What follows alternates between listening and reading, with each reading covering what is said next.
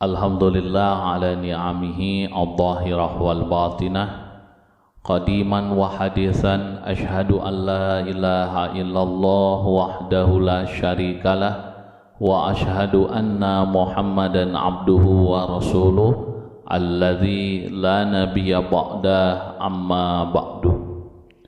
Hadirin ikhwatu iman rahimakumullah, pecinta ilmu usul fikih yang dimuliakan Allah.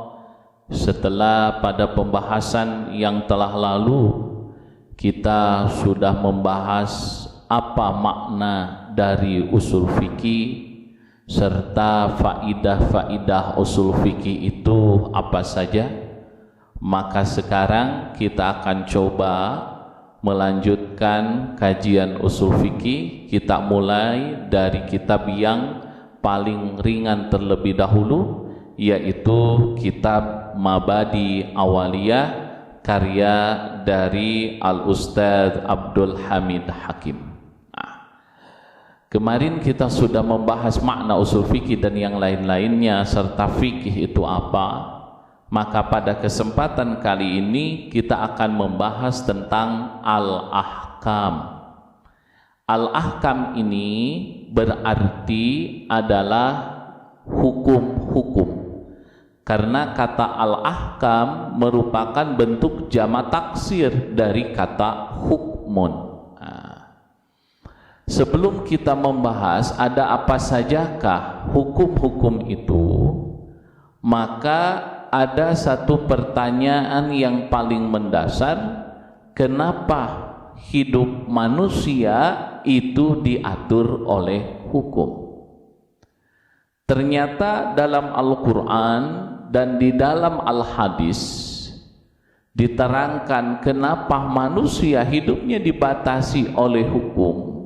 Hakikatnya tiada lain adalah untuk memanusiakan manusia. Ketika manusia hidupnya tidak mau diatur oleh hukum, maka tentu saja tidak akan ada bedanya manusia dengan binatang. Kita ambil contoh, ketika seseorang sedang mancing di pinggir sungai, lalu diseruduk oleh kambing, akhirnya orang yang mancing itu tercebur ke dalam sungai. Pertanyaannya, kalau kita yang jadi orang yang mancingnya itu kira-kira mau memarahi yang namanya kambing tersebut tidak? Tentu kalau kita waras, kita tidak akan memarahi kambing tersebut. Percuma nyarekan doma nawai moal ngartieun apa yang kita ucapkan. Sekarang ada orang yang sedang mancing, ternyata diseruduknya itu bukan oleh kambing, tapi oleh orang yang punya kambing. Maka kalau tadi karena diseruduk kambing tercebur sungai, orang tersebut paling cuman bisa ketawa-ketawa sambil kesel. Tapi kalau yang nyeruduknya itu adalah yang punya kambing, orang tersebut akan naik dari sungai dan mengejar orang itu. Apa perbedaannya? Di sini menegaskan manusia dengan hewan itu beda. Karena manusia hidupnya diatur oleh hukum, oleh karenanya adanya hukum-hukum agama itu dalam rangka memanusiakan manusia.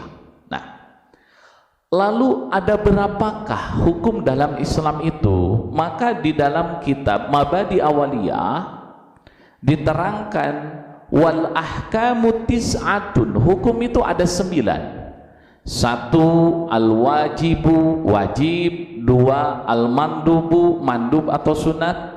Yang ketiga adalah mubah, haram, makruh, sahih, batil, rukhsah dan azimah. Itulah 9 hukum yang ada dalam Islam, 9 hukum yang ada dalam pembahasan ilmu usul fikih. Apa gerangan yang dimaksud dengan wajib? Maka wajib itu adalah ma yusabu ala fi'lihi wa yu'aqabu ala tarkihi. Jadi kalau yang namanya wajib itu adalah apa yang diberi pahala apabila kita mengerjakannya, dan disiksa apabila kita meninggalkannya. Nah, oleh karenanya kalau kita kaitkan dengan bahasan kemarin, yaitu kita sudah membahas ketika Al-Quran atau dalil ditambah usul fikih sama dengan fikih, dan usul fikih itu kalau al-amru berarti menunjukkan kepada wajib. Seperti ada ungkapan Allah Subhanahu wa taala berfirman, aqimus sholata, dirikanlah sholat. Pada ayat ini ada perintah. Perintah apa? Perintah melaksanakan sholat. Lalu kata usul fikih, perintah itu wajib.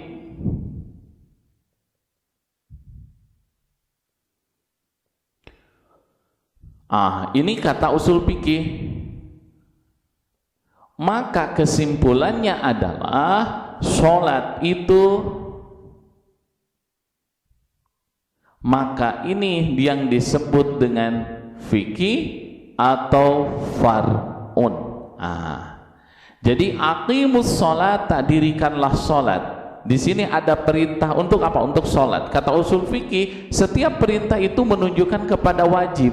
Maka kesimpulan fikihnya adalah sholat itu wajib. Dan wajib itu apa? Ma yusabu ala fi'lihi wa yu'aqabu ala tarkihi, yang diberi pahala apabila mengerjakannya dan disiksa apabila meninggalkannya. Oleh karena itulah sholat yang 5 waktu itu wajib, dikerjakan dapat pahala dan ditinggalkan mendapat dosa atau akan disiksa. Itu pengertian dari wajib.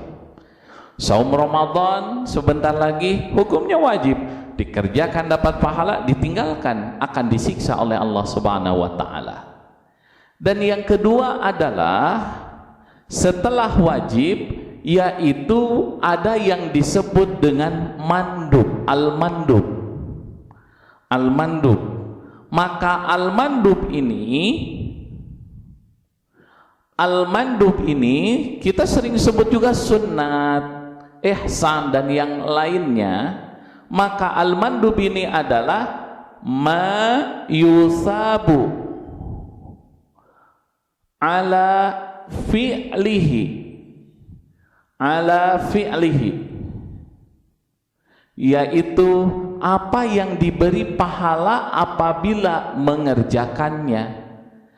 Tapi kalau tadi wajib itu diberi pahala apabila mengerjakannya, bedanya adalah wala yu'aqabu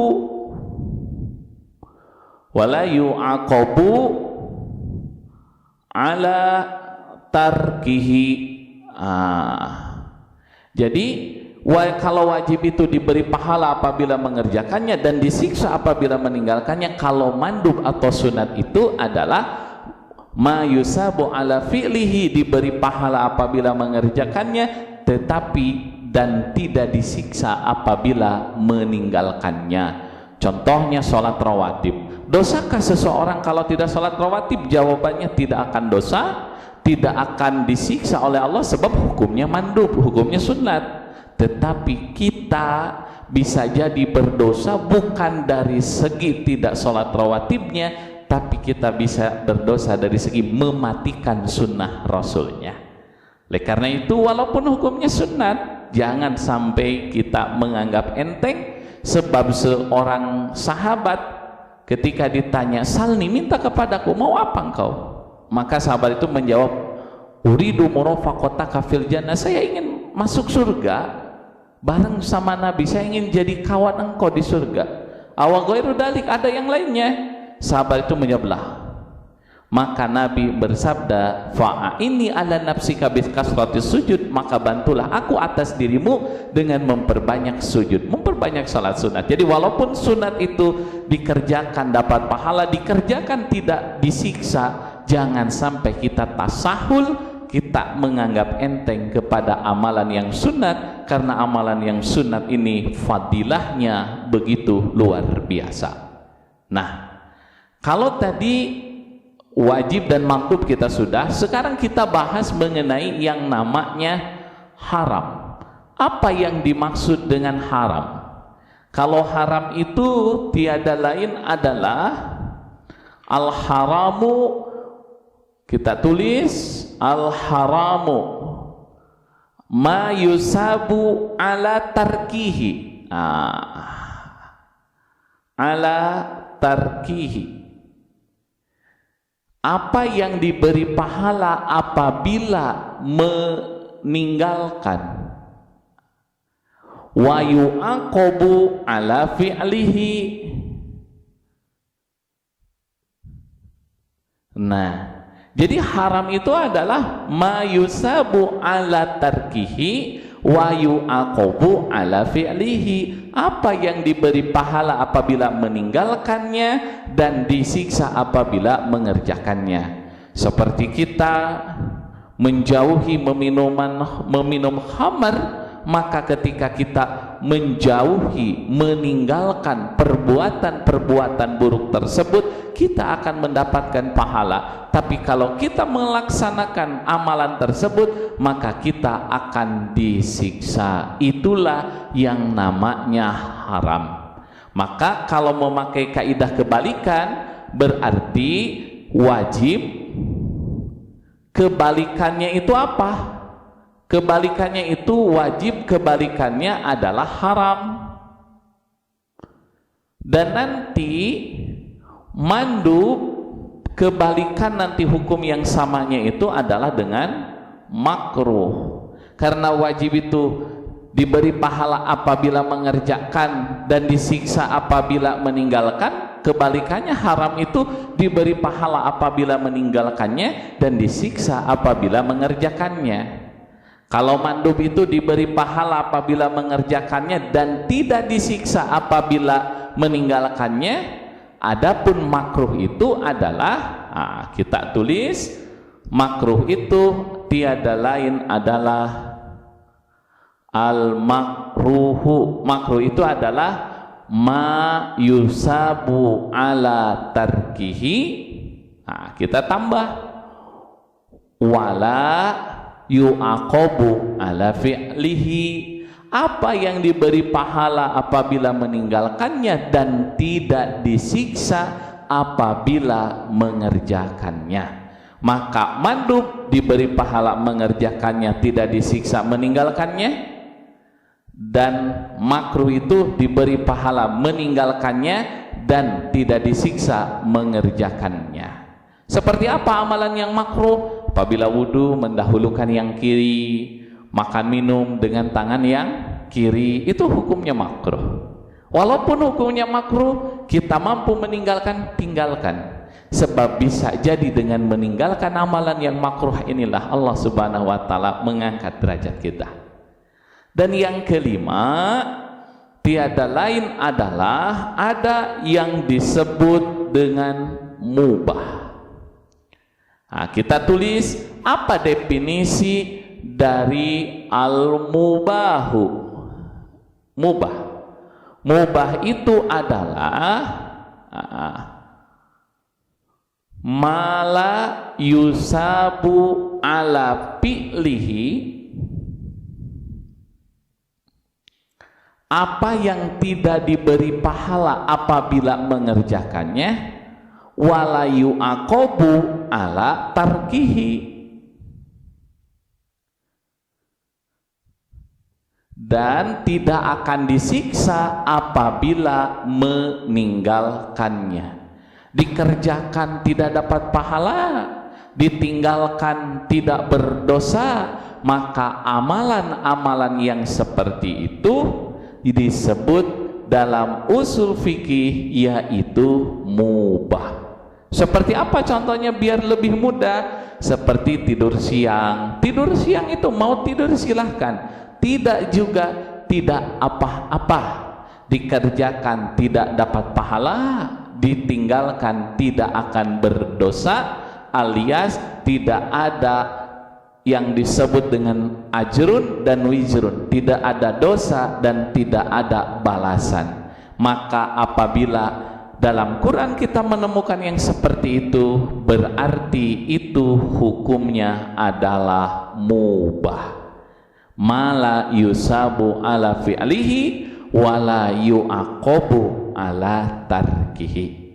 Oleh karena itulah, maka pada kesempatan kali ini kita bahas 5 saja terlebih dahulu. Insya Allah nanti kita bahas pada pertemuan yang akan datang 4 hukum lagi, yaitu tentang azimah, rukhsah, sahih dan batil. Untuk pertemuan kali ini cukupkan sekian. Rabbana atina fid dunya hasanah wa fil akhirati hasanah wa qina azabannar. Assalamualaikum warahmatullahi wabarakatuh.